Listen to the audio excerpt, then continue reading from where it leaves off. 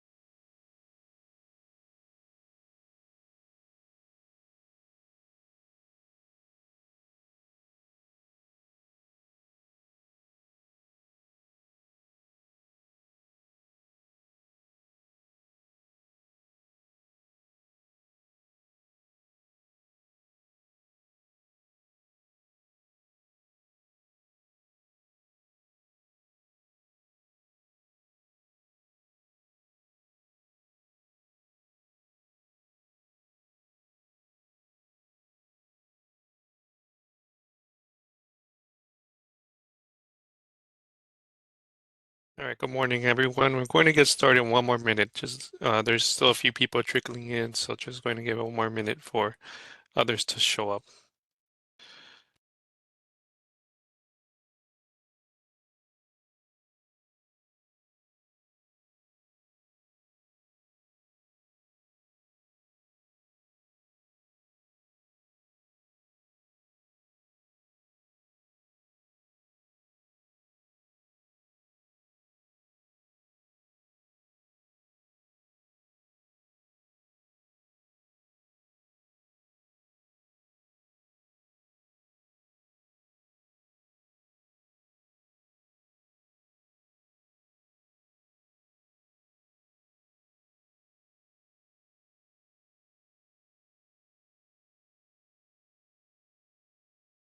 All right, we could begin. So welcome to the Office of Illinois Works 2026 IWRS Updates. Thank you for joining us this morning.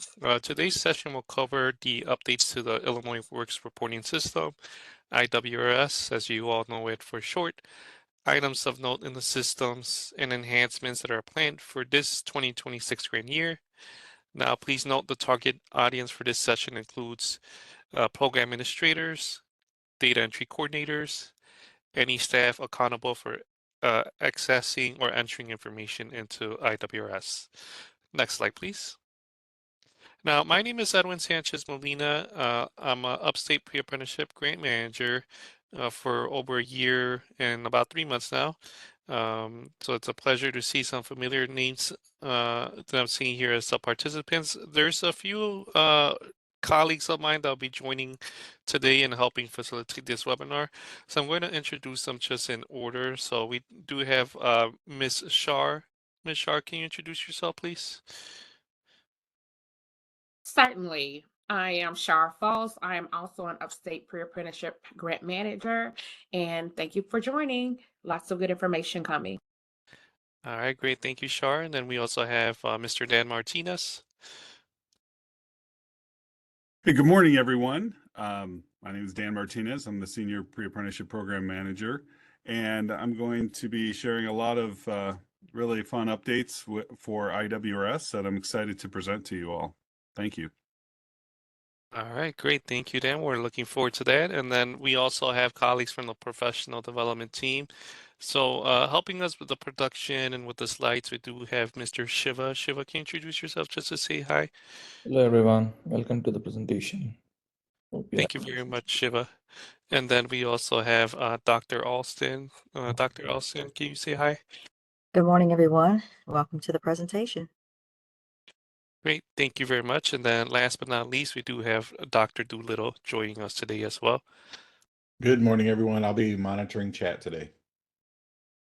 All right, great. Thank you. Appreciate all my colleagues welcoming everyone on the call today. So you just met a few of the team members of the Illinois Works pre-apprenticeship, but on your screen you see the whole team of the pre-apprenticeship. So we have the Deputy Director, Dr. Norman Ruano.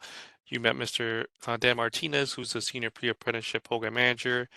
We do have Miss Monica Pruitt. She's a Programmatic Grant Manager. There's myself, and then we do have Shariana Fos, who you just met as well. And then Financial Grant Manager, Mr. Robin Hobie. Our Monitoring Grant Manager, Ms. Sue Writings. You met Dr. Doolittle and Dr. Austin. And then also on the PD team, we do have Miss Olivia Meisenbach. You all met Mr. Shiva. And last but not least, we also have Dr. Suggs. So we do have also separate teams, the Apprenticeship Initiative and a team accountable for the Big Credit Program, and also the Career Services, that is a team that's almost fully completely staffed. Next slide, please.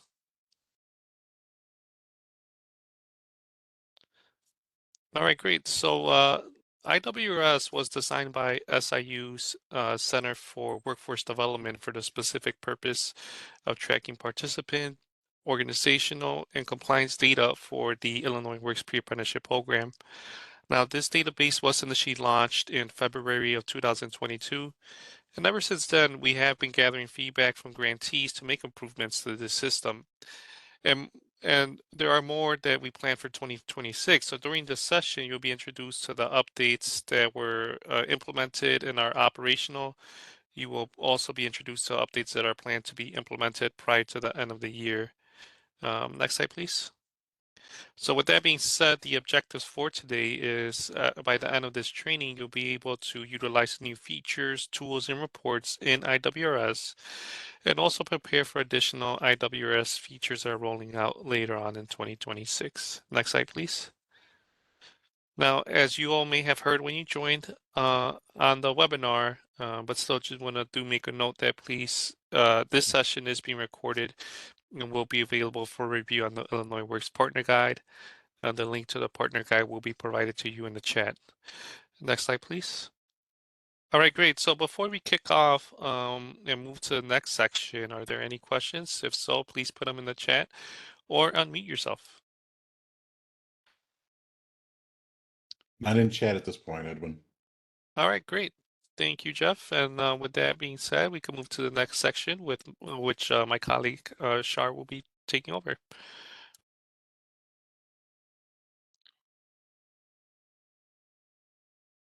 Thank you, Edwin. So for the next section, by the end of the section, you'll be able to introduce yourself to the session participants, identify your level of comfort with IWRS. So those are the objectives that I will be covering. Next slide, please. If you have any further comments, feedback, or questions after this training, you can email us, and this is our general email, which is ceo.ilwgrantmanagement@illinois.gov. That is going to be dropped into the chat. So if you want to grab it for yourself now, if you ever have any questions, you can always email ceo.ilwgrantmanagement@illinois.gov. Next slide, please. We will be using Mentimeter to introduce everyone that is on the call now. You'll see on the right-hand side of your screen a multimedia viewer alert. What you're going to do is you're going to click the blue continue button. Once you press continue, the Mentimeter app will show in the multimedia viewer panel. This will allow you to fully participate during this training as well as provide us feedback. So we're sharing the following link in the chat with the code, and go ahead and click into that for me. If anyone's having trouble, please communicate in the chat if you're having any issues. And then we're going to go to the Mentimeter page so that we can do our introductions.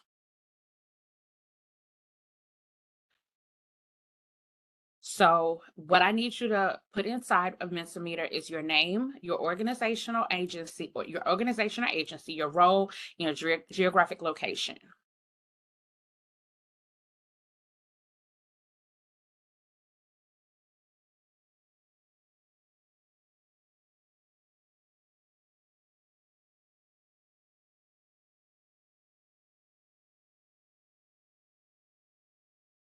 Okay, Elena Soriano from MFS, Nadia Hill from CAPS.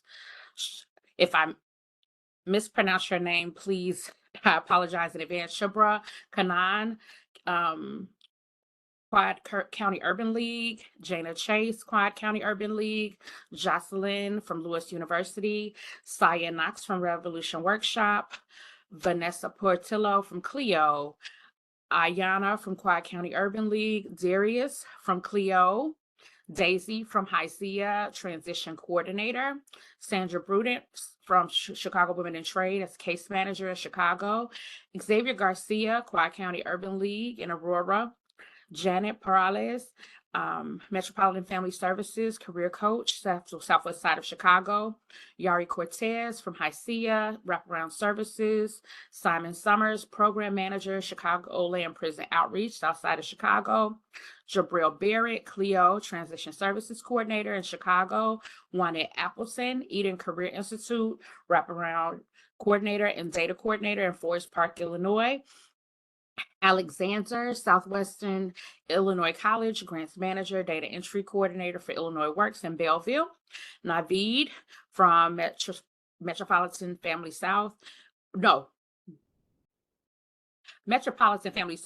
North, Student Support Coordinator, Richland Community College, Jody Schoen, Joseph Chapa, Lewis University, Data Coordinator, Lynette Carrera Velez, Hysia, Workforce Development Program Manager, Clarita Salazar, EDDR Foundation, Senior Program Manager in Chicago, Rochelle Haynes, CAPS Transition Coordinator, I think we did Lynette already, Joelle Quarles, Clio Workforce Support Specialist, Chicago, Brianna McGee, Center of Innovation Data Entry Coordinator in Chicago, Melanie Mitchell, Southwestern Illinois College, Construction Apprenticeships and Grants Coordinator in Belleville, Tamela Hughes, Ascending Knowledge Community Outreach International, CEO, Program Administrator. Vanessa Powers, Metropolitan Family Services Career Coach. Charles Thomas, Metropolitan Family Services Workforce Specialist, Chicago. Katrina Henderson, Quad County Urban League. Kashmir Crump, Youth Build Lake County, Director of Apprenticeships and Placement, North Chicago. Tyshawn Henry, Transition Service Coordinator for Eden Career Institute in Forest Park, Illinois. Lita Hines, Program Manager, Center of Innovation, 35th in King Drive, Chicago, Illinois. Aaron Cross and Stephanie Barrett from the Clio team. Kara Stuckey, EDR Rockford Data Entry Coordinator. Angela Fairmaid, EDDR Foundation Assistant Program Manager, Chicago, Illinois. Manuel Garcia, Quad County Urban League.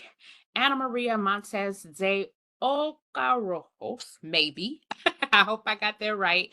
Director of Workforce Programs at Hire 360. Latricia Alexander, Chicagoland Prison Outreach in Chicago. Merrick, Metropolitan Family Services Program Administrator. Courtney Dockery, Clio Program Manager. Victoria Camargo, Hire 360 Program Manager, Chicago, Illinois. Daryl Williams, Lewis University, Senior Job Developer, Lead Instruction in Chicago. Thank you so much for sharing those roles with us. Next slide, we have another question for you. How would you rate your knowledge and skill level with IWRS?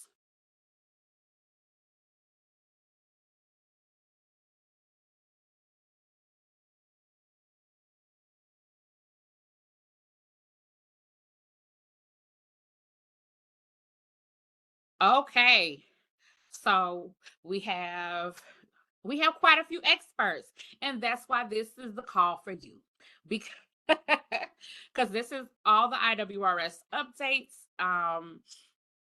So you definitely should have some knowledge of IWRS. You should be familiar with it. So we have 12 experts, 12 that are competent, and 10 novice. Is there anyone else who would like to vote? Good morning. I would like to vote. I'm a novice. I also have a question. Good morning. My name is Gail Hardy. I'm a wraparound services consultant with the Money Works Green Grace Initiative in Chicago. Is this reporting system the same as the CJA reporting system, or are these two different systems? So our program, our system is specifically for us, for Illinois Works. Okay. So I may be in the wrong meeting. Okay. Thank you. So it's only this session is only going to speak to how to do reporting for Illinois Works pre-apprenticeship program.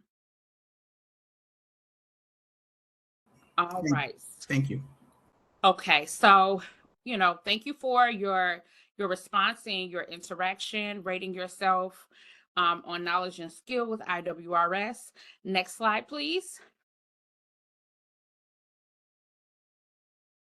So as we go into our next module, I just want to see if you all have any questions. If you do have questions, you feel free to add them to the chat or unmute yourself. Are there any questions? None have been added to chat, Shar. Okay, well, thank you so much.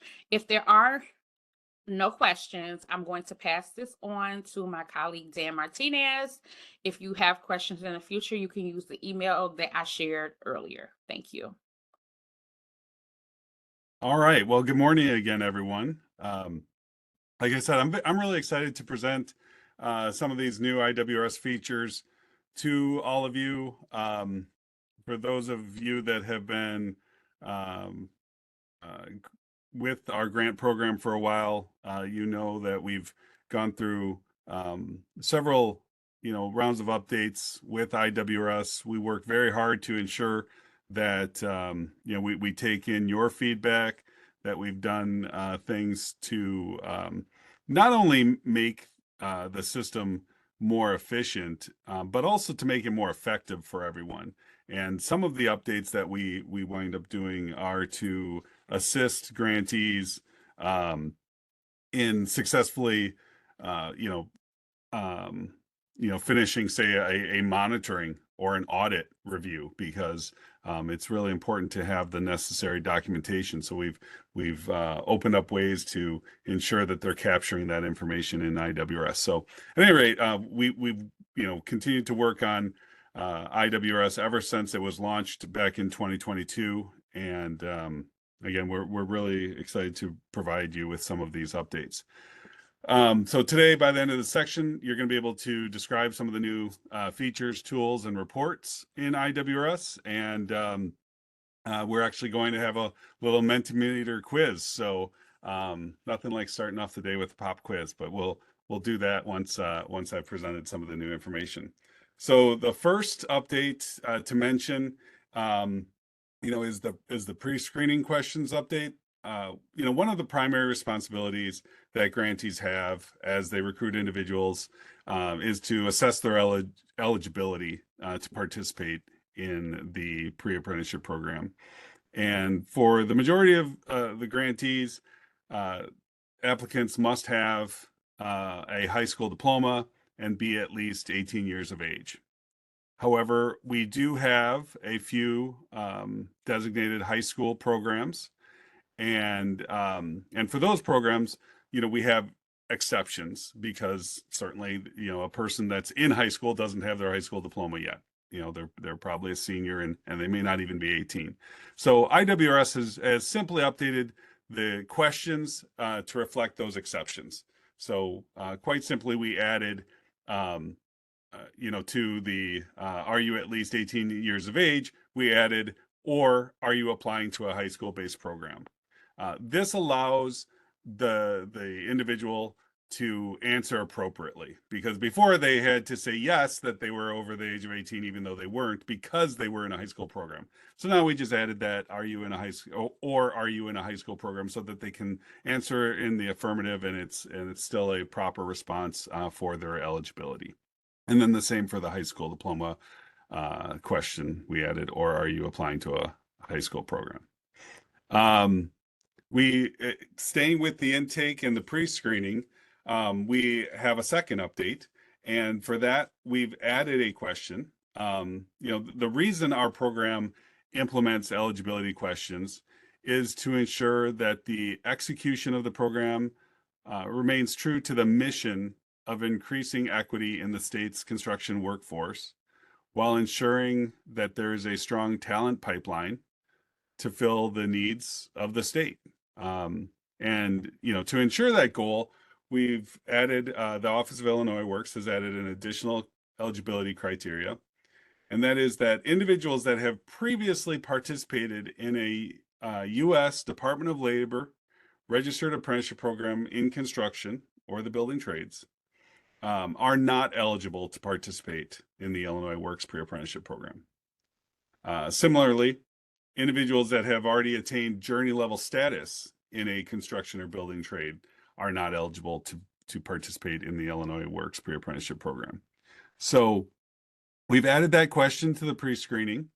I will point out that it is the only question in the pre-screening eligibility section in which the answer yes will then reflect that the person does not have eligibility, right?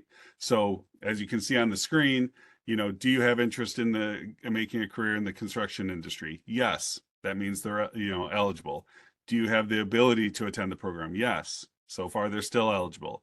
Do you have a high school diploma, GED, HiSET, or are you applying to a high school program? Yes, means they're still eligible. But when we get to this new question, they have to answer no to retain the eligibility, because again, if they previously participated in a DOL registered apprenticeship program, if they say yes, that in this case, that means they are not eligible. So just be mindful of that as you're entering the responses that the leads or interested parties to the pre-apprenticeship program have given you.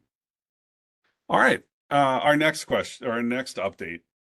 And This update isn't an update. It is an update in the process, however. So we wanted to make sure that everyone is fully aware.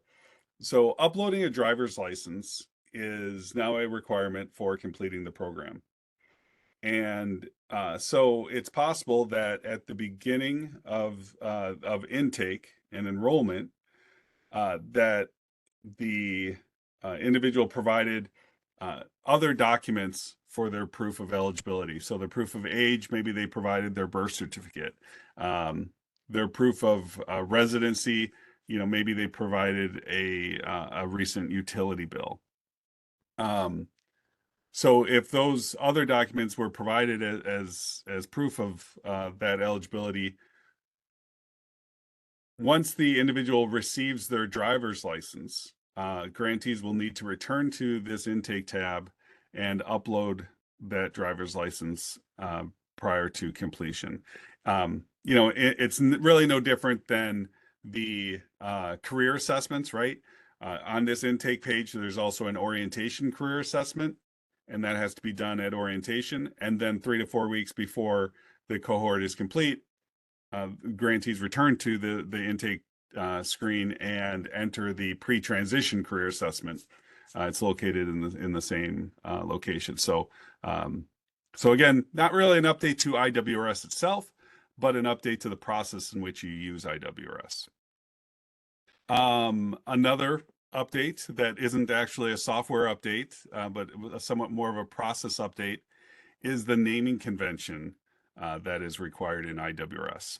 So per the 2026 grantee manual, documents must now follow a naming convention in which they have the participant's first and last name, and then an underscore, a description of the document that's being uploaded, and then an underscore and the date that it's being uploaded.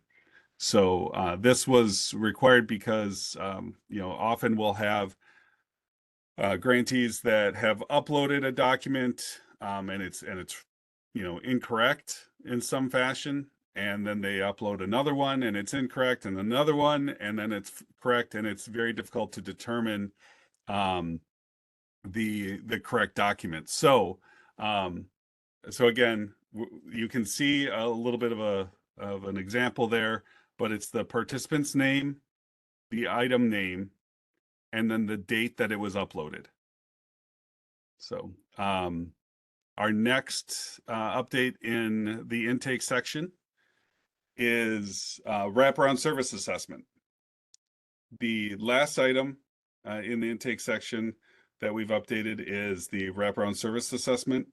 So a link has been added to upload the paper wraparound service assessment.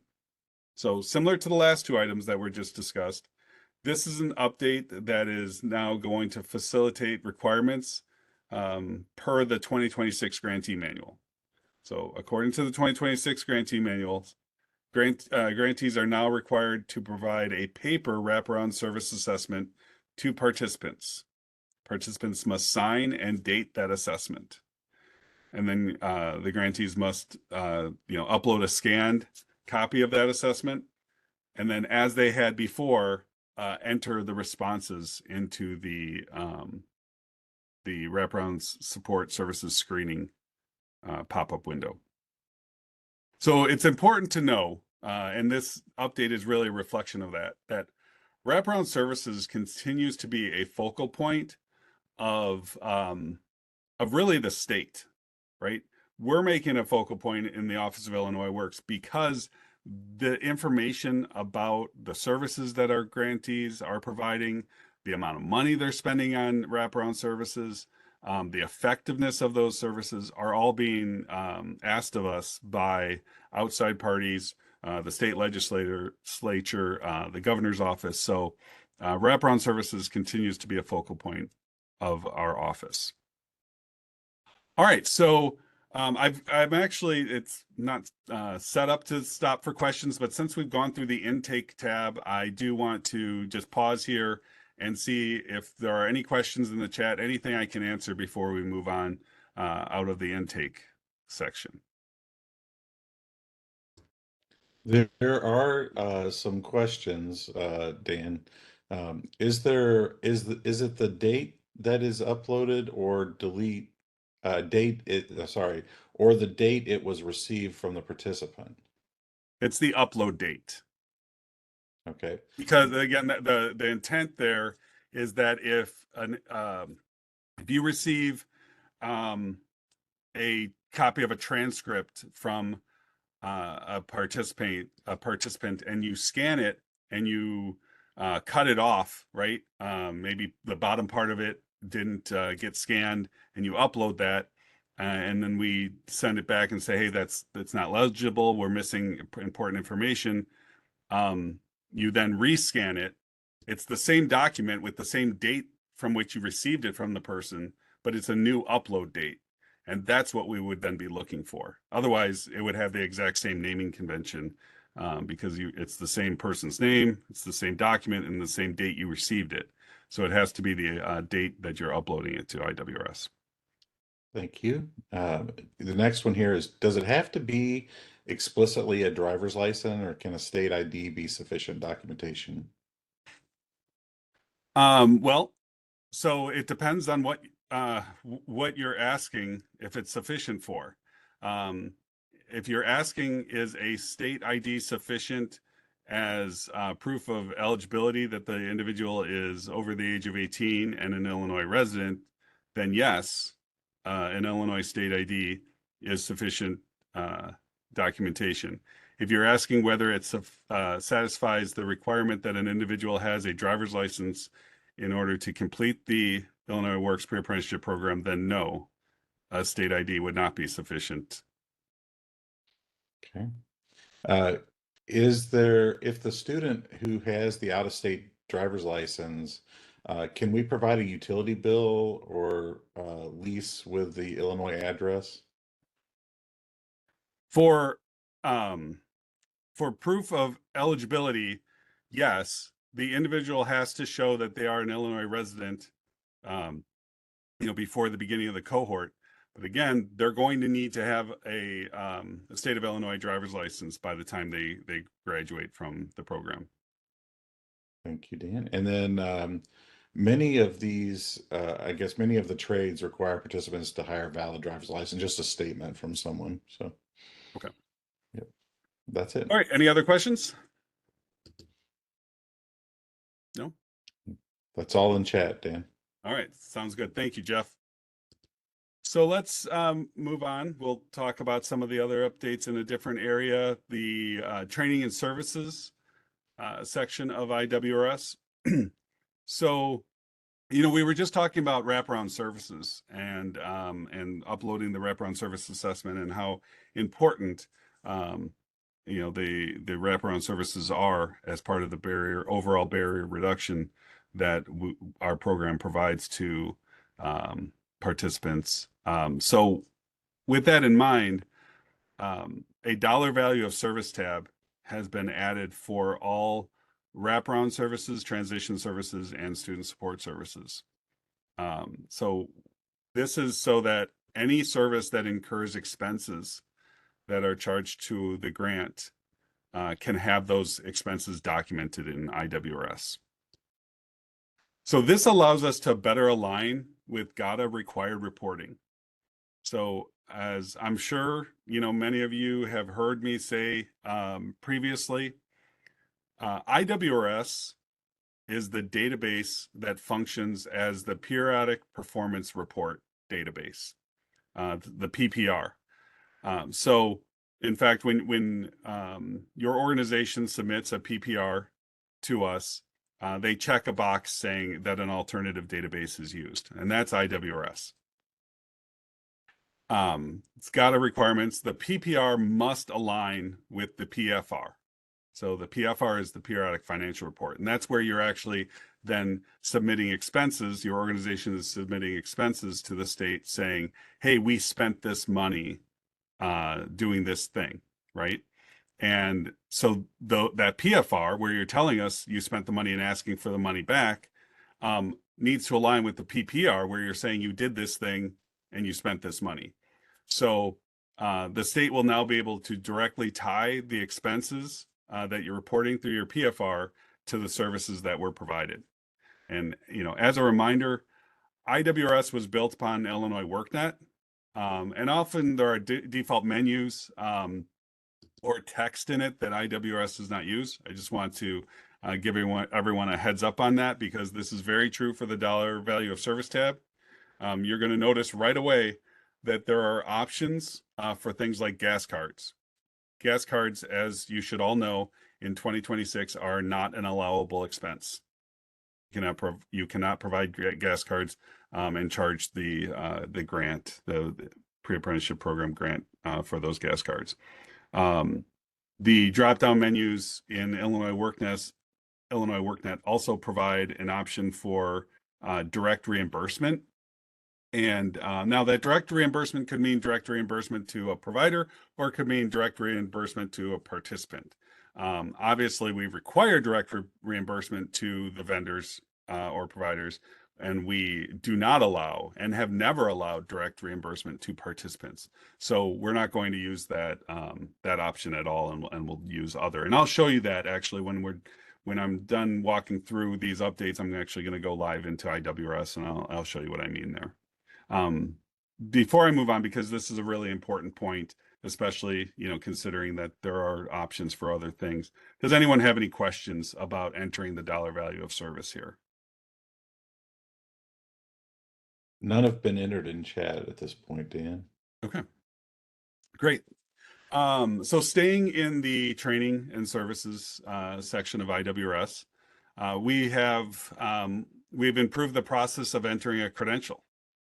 So for the experienced IWRS users, you should know that previously when you went to enter credentials, your staff, you had to go first to the upload section of a participant profile. You then uploaded a certification, so maybe it's a first aid CPR card. And then you would have to go back into the training services section of that participant profile and, select the proper training, open that training profile, and then you were able to upload the attendance, the post-assessment, and enter the credential, as required. So we've eliminated that first step of going to the upload section because now that certificate can be uploaded directly while entering the credential.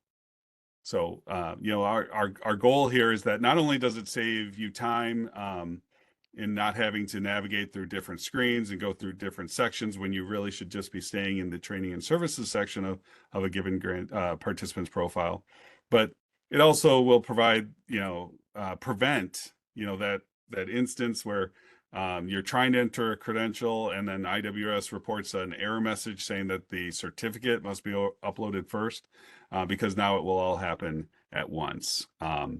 So that should be a welcome change for everyone. So this next update is not not within a section. It's actually within the sidebar, and some of you may remember that sidebars can be accessed in most any section. So this is what we are calling our compliance page, and that will allow you to see comments that have been entered by your grant manager during monthly compliance.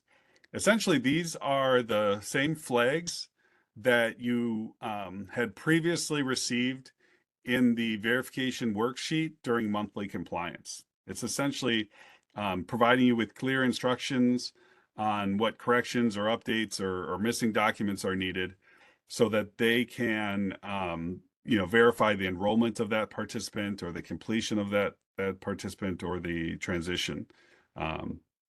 So this is a really important update that will hopefully ensure that grantees have the ability to to correct any errors and receive those verifications on a timely basis. So we're going to move on into the program completion and follow-up section of IWRS. Oh, I think what we just saw on the screen there was, can we go back? I'll just explain since that was just shown very quickly. So, when you do select um, the compliance on the sidebar, it brings you to this window in which you have an enrollment section, completion section, and transition section. And as I mentioned, you will have then the comments from each of the metrics that, or I'm sorry, each of the elements that the grant manager was not able to verify. They'll be able to enter a comment and explain exactly what was wrong with that individual that element. All right, so moving on to the program completion and follow-up, we have transition documents. Some of you may recall that the middle section of the program completion and follow-up tab was a little out of control, right? After you got past the explanations of the primary transition, secondary transition, and had the ability to upload, there had become several links in which you could upload, a primary transition preliminary, you could upload a secondary document, and they all had their own unique links. And so we actually simplified the entire transition document upload process into a single link for any of the primary transition documents, secondary transition documents, alternative construction transition documents. So this should really make things a lot easier for all of you. I do want to point out that again, even though we've simplified this here, we don't want you to forget. Make sure you use the required naming convention while you're uploading that single link, and that will help us out as we review those. So this seems like a small update, but there's actually a lot more to this update that went on behind the scenes. We completely updated the logic that the system uses to categorize transition documents. And, although these changes directly impact the grant manager's compliance workspace, which we'll talk about in a little bit, the indirect impact to grantees is that that we'll be able to provide you with better and faster verification of your transition documents. And transition documents are ultimately worth 35% of your overall grant, both on a performance and a financial basis. So this is a huge update, really, and really important. Speaking of those transition documents, we have another IWRS update that that isn't really an update, but I do want to address it. So as discussed in the 2026 grantee manual update meeting, grantees may not enroll an entire cohort in the same U.S. DOL registered apprenticeship program unless it just so happens to align with the goal of every single participant in that cohort, right? The intent, the requirement is that the participant is seeking entry on their own into a given registered apprenticeship program, and those are the ones that they should be applying to. So grantees that do submit the same registered apprenticeship program applications for all of their participants, or even in the vast majority of the participants in a cohort, may trigger additional documentation requirements. And those can include that we would require a statement, signed statement from each participant confirming that they were the ones that actively chose to submit the application into that registered apprenticeship program. It may also trigger a monitoring event in which we would then examine all of the and audit all of your program documentation. So it's important to remember that the entire reason we're here, you're here, I'm here, we're all here, is to serve the participants, right? So many of the individuals that enroll in the Illinois Works Pre-Apprenticeship Program are really depending on us to improve their lives. And we can only do that by ensuring that we're helping them in enrolling in a career field that they would want to do for the next, 30, 40, 50 years. And so they need to enroll in the registered apprenticeship or apply to the registered apprenticeship programs of their choosing. And I said programs because it's really important that they apply to multiple registered apprenticeship programs. Even though they may have that primary goal, and we just talked about it needs to be their goal, right? They also need to know that only applying to one registered apprenticeship program severely limits their chances of obtaining a career in the trades, right? So, we always talk about how there are services for people that want to go into college or community colleges, and how there's services to help them navigate those processes. Certainly for colleges, an individual would almost never be counseled to only apply to one college, right? So the same goes for registered apprenticeship programs. That was a pretty important statement and update to the transition document. So are there any questions about that? Yes, I have a question. Hi, Dan. I wanted to just clarify. I was listening, but I wanted just to further clarify.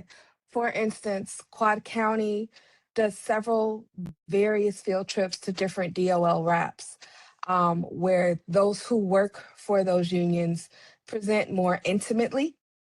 And after that presentation and tour, which we have pictures, we document, we do survey that cohort and ask their interest at that time. My question is if we have a majority across various applications, or if you're just saying there's only one DOL rep and all of them apply to it.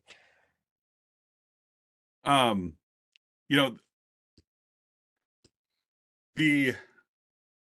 not sure if I'm answering your question exactly, but I understand that often when an entire cohort is taking a tour of a registered apprenticeship program or a union hall's registered apprenticeship program, that they often have the ability to then apply to the registered apprenticeship program. And that is fine if if they're choosing to do so. What we're saying is you cannot require all the participants that are there on that tour to apply, even if they do not want to, right? There has to be the ability for them to choose. And most times we get people who say no. I'm asking if you all see a majority. So if I have 14 of the 16 who are interested, but 2 who are like, nope, I'm going IBEW. I'm just trying to gauge what parameters you guys have in place for this. Well, currently we're going to leave it up to the grant manager to identify that. And the first step might be to talk to the transition service coordinator and get an understanding of how this occurred. If the Office of Illinois Works feels that we want more information, again, we'll then contact and require participants to give us an update directly. Okay, perfect. Thank you. Mm-hmm. Any other questions? Yes, Dan. I think first one here goes back, I think, to a prior section. It was the comment was from Rochelle, when we pay for our RAP applications, is that where we put the amount paid? Yes, the dollar value of service for a transition service. Yeah. And then the second one, I believe, came in during this conversation. It was how would we get a notification under the compliance if we need to make updates? So we're going to talk about the compliance reporting within Illinois Works in a little bit more. So I'll talk about that in just a few minutes. Okay, and those were the only 2 that came in chat. Okay. I'm sorry, just one more just popped in. Dan, is what if a member wants to continue their education in a different apprenticeship training, such as plumbing, electrical, etc., prior to going into RAPs? Can we offer wraparound services for those participants?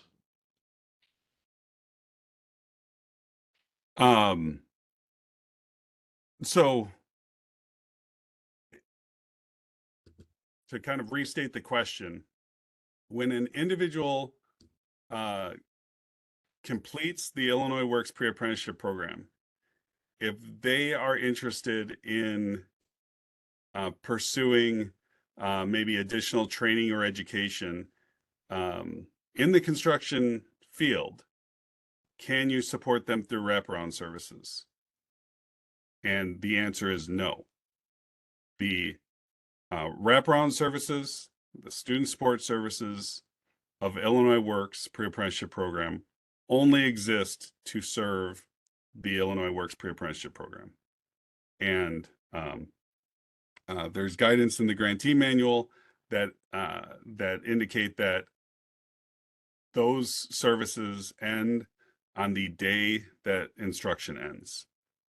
There is an exception in the grantee manual that I believe gives a 2 additional weeks after the end of the cohort's work plan for an individual that maybe still needed to attend a makeup class or participate in a makeup session in order to complete the cohort. But that is the only exception, but it's only for the Illinois Works Pre-Apprenticeship Program. All right. So moving on, staying in the program completion and follow-up tab, but moving on to the next update, we have the questionnaire. So several months ago, actually, we had updated the completion status questionnaire and the active tracking follow-up questionnaire, which are really the same, to include the identification of a graduate's ability to work or their ability to enroll in a registered apprenticeship program. And then, as you know, we have a career services team that supports your efforts, and you know, they work with contractors that are seeking to hire our graduates. They make you know, referrals for our graduates. They reach out to our graduates after a couple of years to support and assist them. And so it's extremely important that these questionnaires are completed you know, by the grantee with the person, the graduate, either in person or via phone, right? So I just want to stress that, because we have seen in the past that there's a time and date stamp, and we can see that they are done at some odd hours that indicate that it's possibly not being done with the person live as those questions are being answered. So we really need those to be accurate. And in particular, the newly, if you go to the next slide, Shiva, you know, those newly added questions of, are you available now and for the next 3 months to, you know, obtain a job in construction, and are you available now and for the next 3 months to enroll in a U.S. DOL registered apprenticeship program, right? But those are just an example of the 2 new ones, but all of the questions in those questionnaires need to be answered correctly by the participant. So it's important that you have that individual with you while you're filling that out. All right. Then we do want to talk about reports. So just the export report continues to grow. We have added columns that will confirm the date that your grant manager issued that verification of enrollment or completion or transition. Again, they perform those during their monthly compliance reports, and they issue those verifications directly in IWRS, and you can now export the that data out of IWRS through the aptly named export report, and that will effectively serve as the confirmation of your monthly compliance report. Then we've talked a little bit about those monthly compliance reports. So this next area, these are updates that you don't have access to, but the majority of the work in 2025 in terms of updating IWRS really went to these. So in the next screen, Shiva, these updates have gone to the programmatic grant managers what we call the compliance workspace. And so, as I mentioned previously, these are directly impactful to the grantees because it's going to allow our grant managers to very specifically flag issues for a given participant. It's going to allow the grant managers to process those monthly compliance reports faster. It gives very detailed control, more control over those specific elements within enrollment and completion. So previously, it was really all or nothing, right? The grant manager verified enrollment and everything was frozen, and or they could not verify everything, and so they just moved on.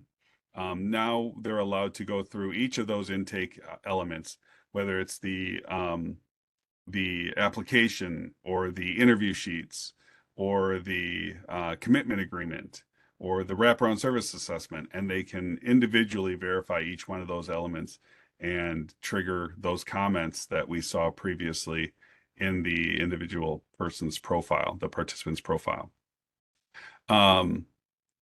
So that will then also allow, if we go to the next screen, so this is what the grant managers see. Again, this is not workspace that you're going to be able to see, but it has such a huge impact on us performing better for you all that we wanted to show this.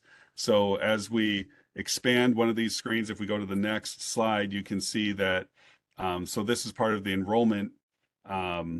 We can see that, the grant manager can say, well, I was not able to verify the proof of the high school graduation, so that's in a not verified status, but they were able to verify that the individual is 18 and an Illinois resident, so the proof of eligibility was verified. So those are all really important elements. From there, it allows the Office of Illinois Works to then issue compliance reports directly within IWRS. So one of the questions was, well, how are we going to know that there are these comments that exist in the grantee's profile, or I'm sorry, in the participant profile? So as we move forward with entering compliance, and we're going to see that, we're going to talk about that in a little bit.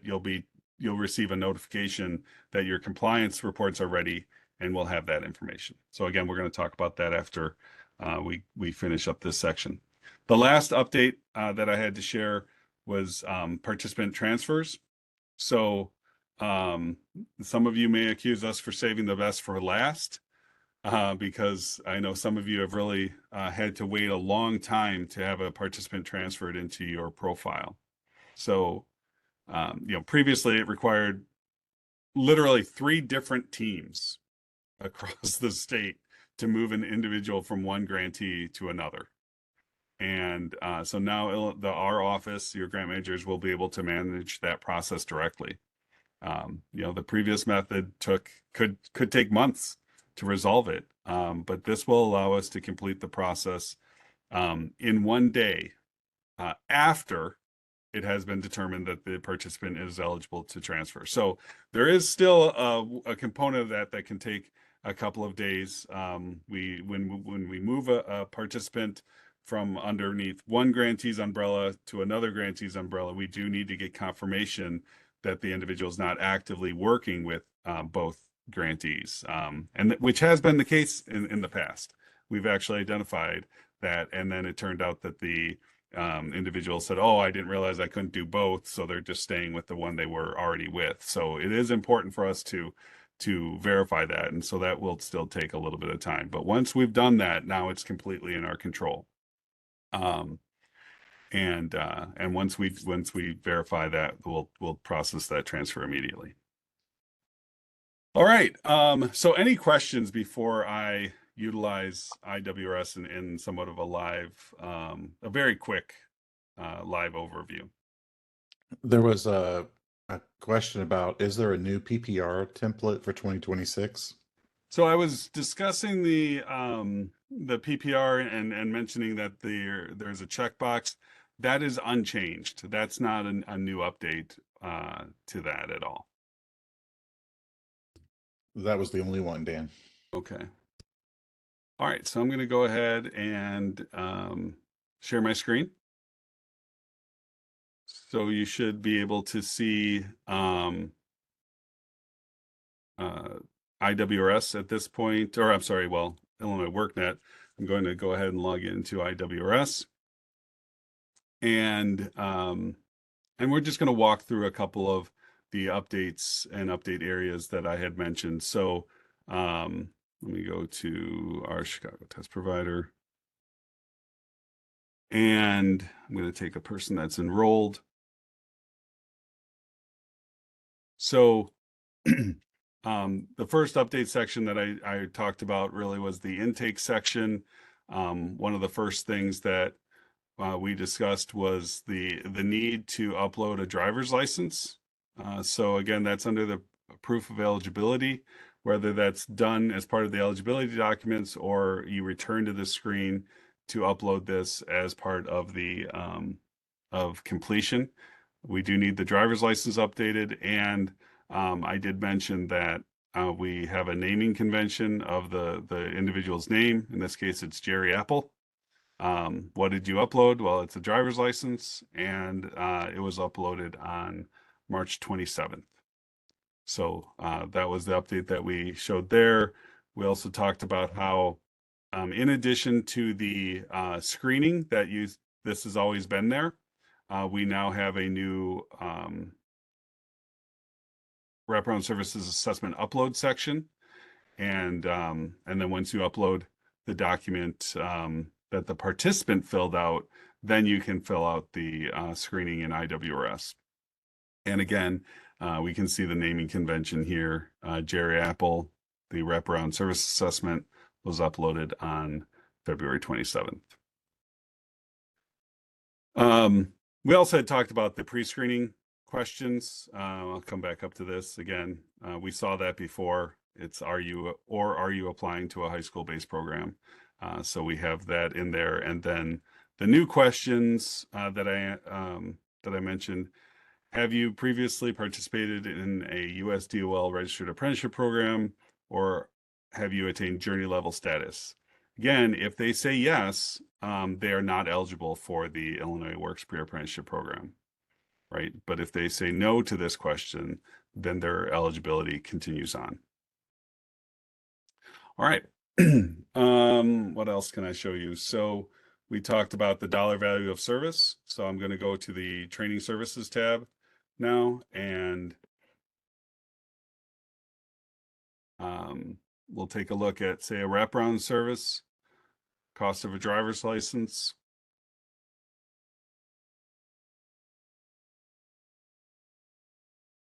And here we have the dollar value of service. So I'm going to enter that tab, and you can see we have the ability to add them to a table. So we have this one here. This was the cost of their driver's license. If it had been a different type of driver's license assistance, we could edit it. I'll just go ahead and do that. It's the same as clicking add a service cost, and it brings up a pop-up window in which you're able to select the service type, the subtype. So again, in this case, we are selecting transportation. We've selected as a service the cost of a driver's license, so that's the appropriate one here. But if we had wanted the driver's education lessons, we could have selected that. I did mention that we do not allow direct payment to the participants. Obviously, we do allow direct payment to the vendor. So if this were, I think coast to coast driving school is a thing. So if you were paying coast to coast driving school, then you could do a direct payment. But so we're selecting other, just to avoid that confusion, because we don't know whether you're paying via credit card or check. And again, this needs to align with the PFR and the supporting documentation that is going to be submitted for us to certify those expenses. And then we have the payment date and the cost, the number of times offered at this cost. In this case, it's just one. We're just doing a single transaction for driver's license lessons.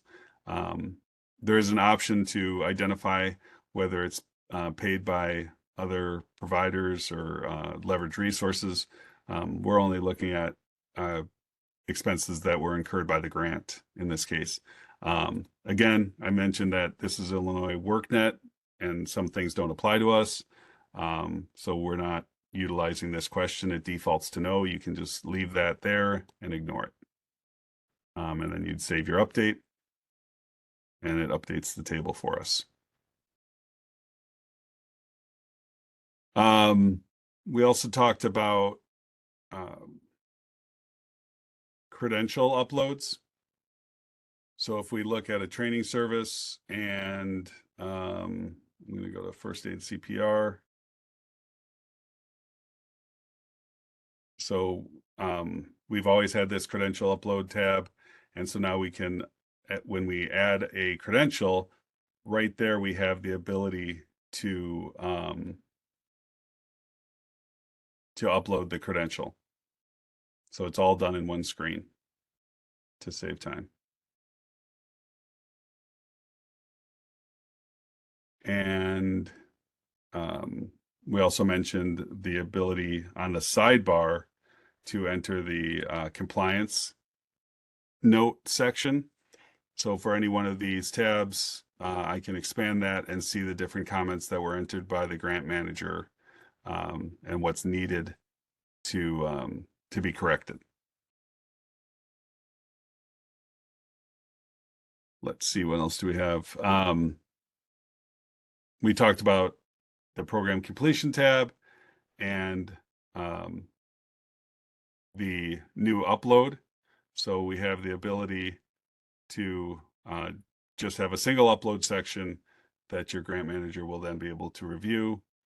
And we mentioned the importance of the questionnaires. So as you fill out this questionnaire, the participant needs to be right there with you so that they can appropriately answer these questions, especially the two new ones. But really all of them are very important.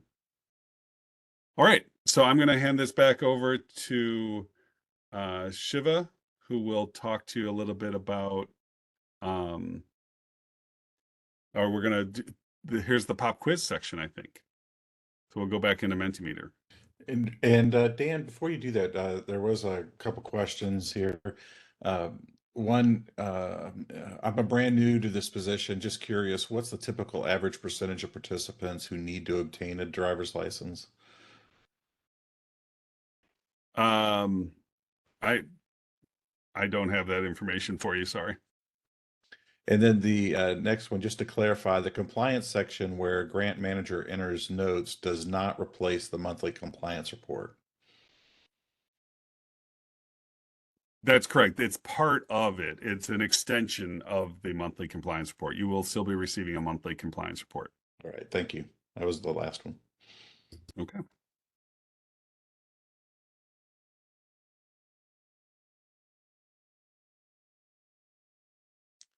All right, so we're going to go ahead and enter Mentimeter again. So hopefully you have it still up, and we're going to go through some through our quizzes.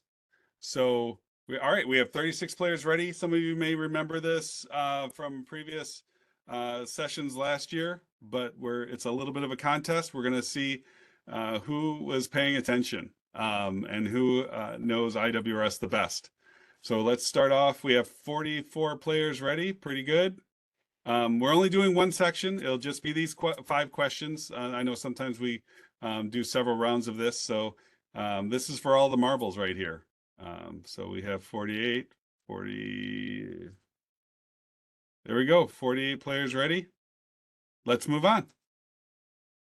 All right. So the faster you answer, the more points you get. IWRS now includes pre-screening language so that applicants can indicate whether they are applying to a high school-based program or not. True or false? It now includes updated pre-screening language so applicants can indicate whether they are applying to a high school-based program. True. That's true. Previously high school-based programs, they had to just kind of say yes that they were over 18 even though they weren't. So let's see who got that. Who do we have in the lead? IWRS, appropriately named because they were the fastest. A lot of people got that correct, but IWRS was the fastest. All right, let's take a look at that next question.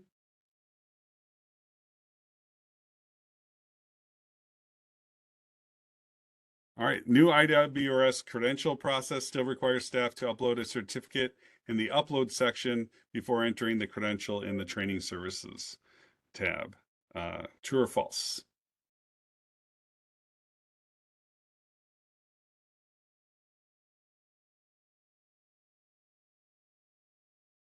It is false. You do not have to go to the upload section. We've eliminated that step for you. You can still view the certificate in the upload section, but you no longer have to go through that extra step. All right, we have a new leader, Quino. All right, we have 49 players ready. Let's move on. A new compliance page has been added to IWRS and can be accessed from any screen within a participant's profile through the sidebar. So it's a new compliance page that can be accessed in IWRS through the sidebar.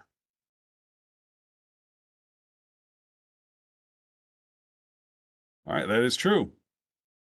So you'll be able to view those notes that the grant manager has left in your compliance page through the sidebar of a participant profile.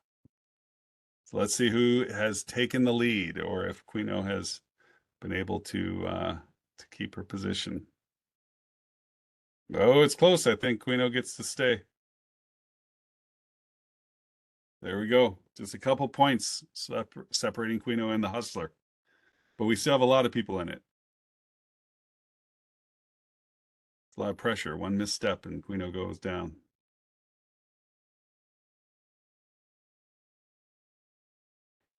IWRS still requires separate upload links for different types of transition documents in the program completion and follow-up tab.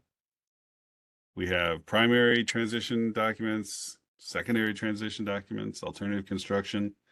So IWRS still requires separate upload links for those different types of transition documents. That is false. We have consolidated it to one upload. So you can upload that just from a single link. So let's see, it tripped up a little bit more than half the folks. So let's see who might still be in the lead.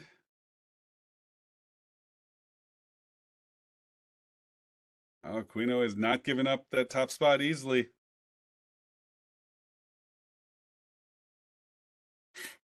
All right, last question.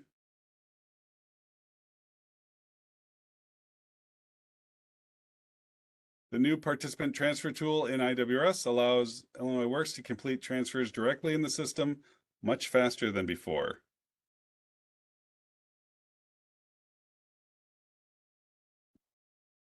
I hope this is an easy one. I think, maybe we should have left the last one a little bit harder, but yeah, there we go. That's true. We can do this much faster than we have in the past.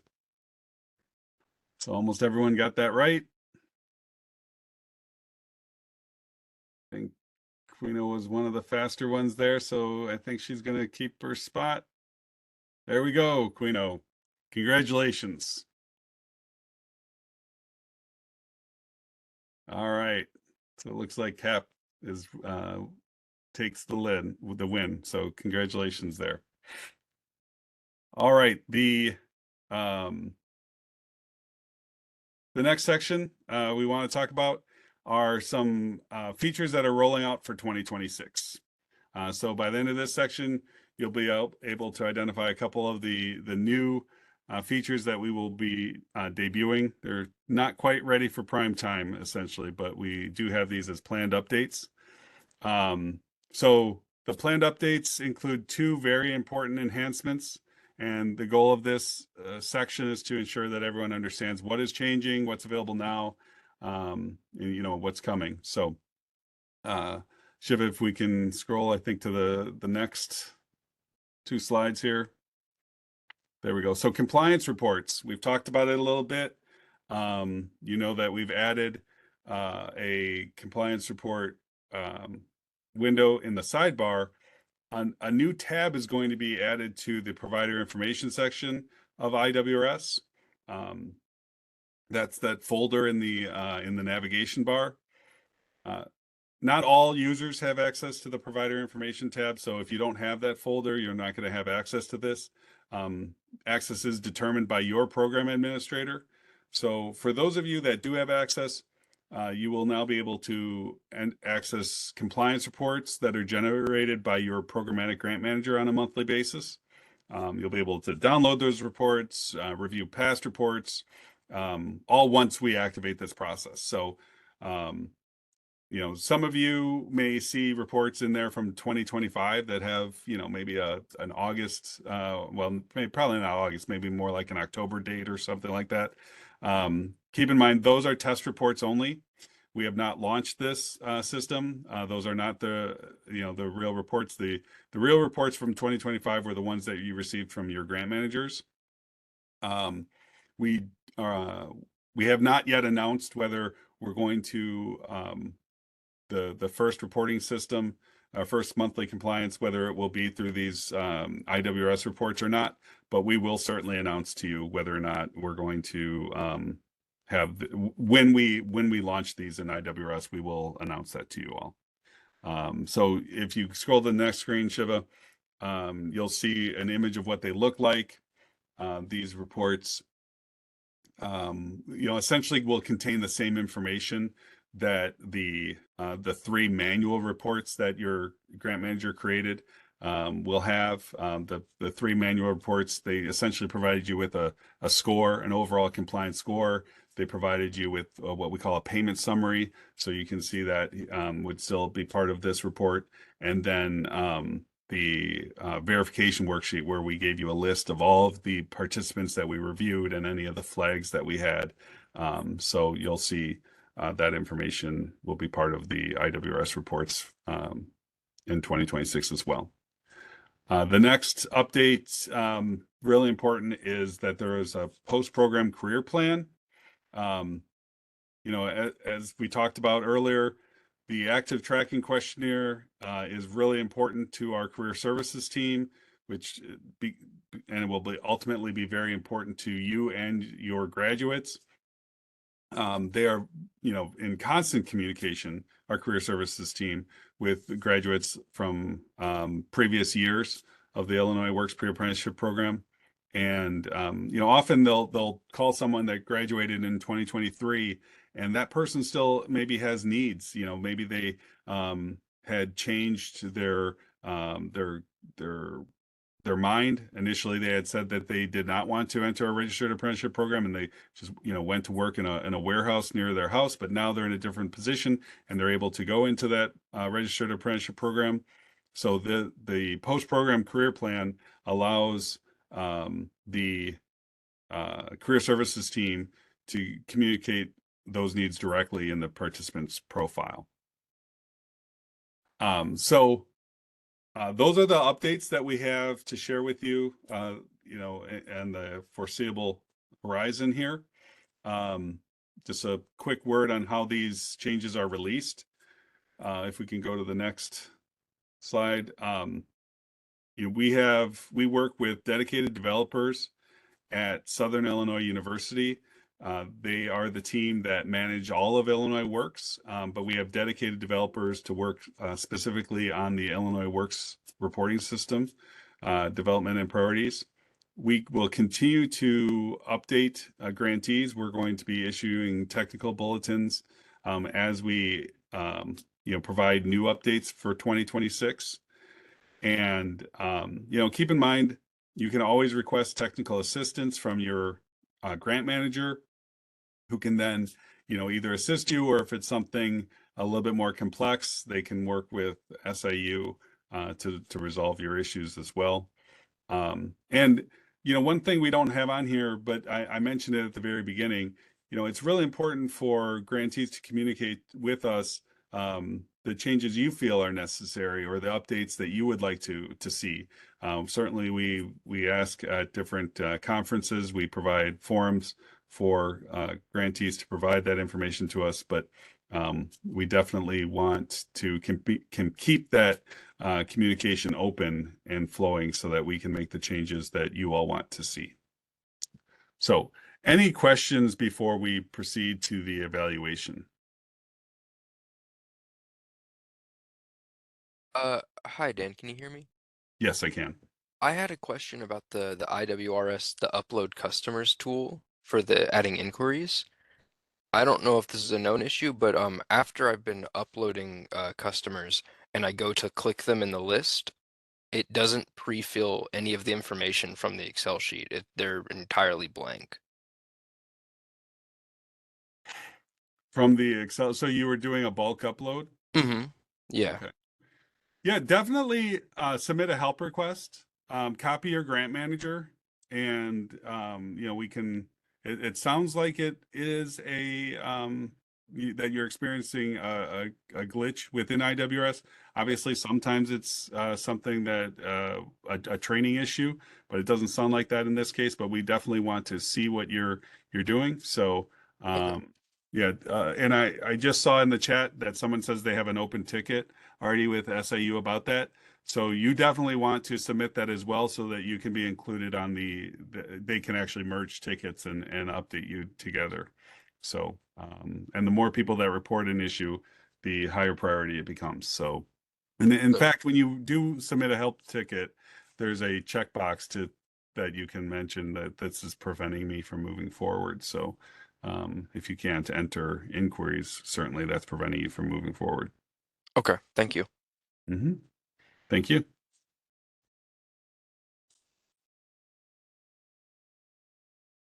All right. Any other questions?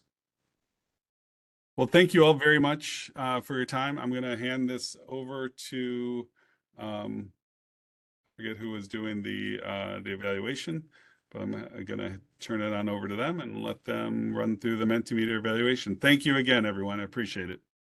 Thank you, Dan. All right, let's begin our evaluation. Thank you all for joining it.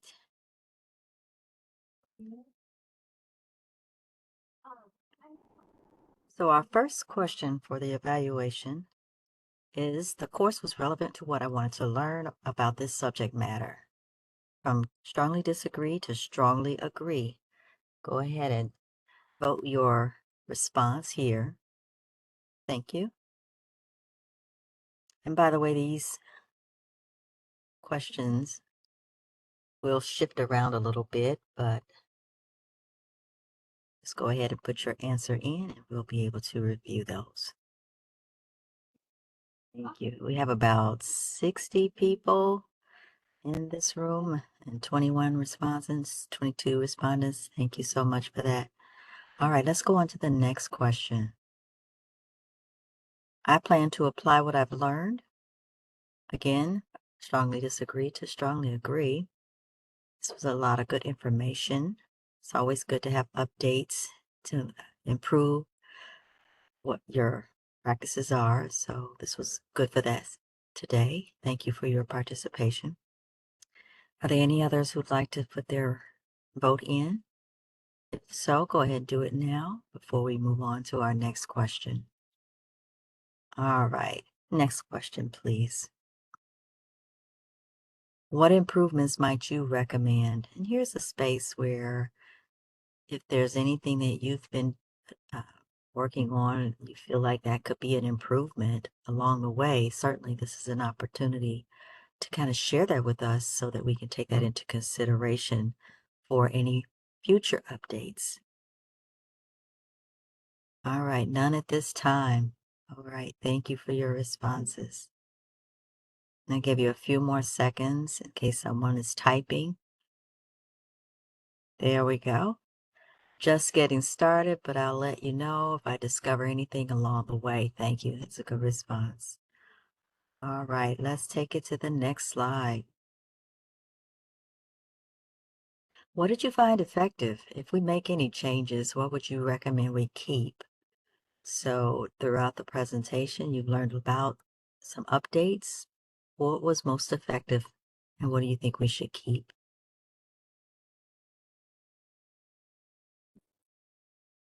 Or in terms of how this was presented, what was effective and what do you think we should keep?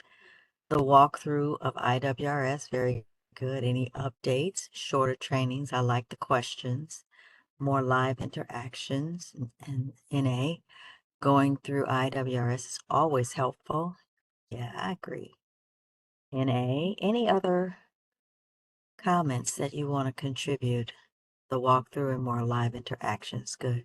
Shorter training, enjoy the quiz. Those are always fun. It gives us something to do to learn better. Well-structured training followed with active examples, and the quiz was fun. Thank you. Live demonstration of IWRS. We would keep self-paced training for IWRS, step by step with the walkthrough. Good. Are there any other comments? I'll give you a few more seconds before we move on. Okay, looks like we just about wrapped up this question. Let's move on to the next question. Is there anything else about this course you think we should know? Maybe we could mention something else in this update process. Is there anything else you think we should know?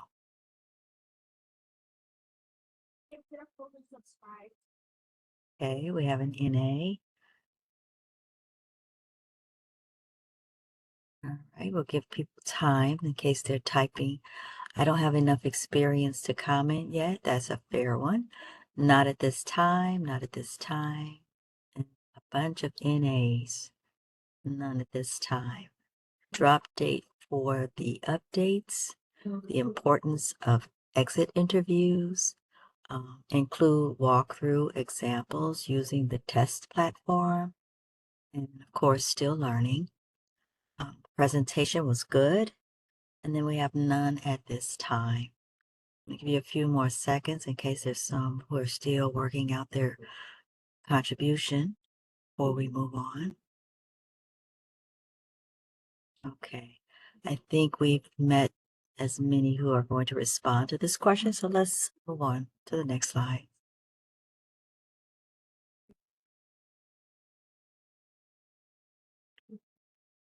Okay, it looks like we've come to the end of our training. Thank you. We're glad to have you as a part of the provider network. And I want to wish you all a very happy afternoon and a great weekend. Have a great one and take care. Bye-bye.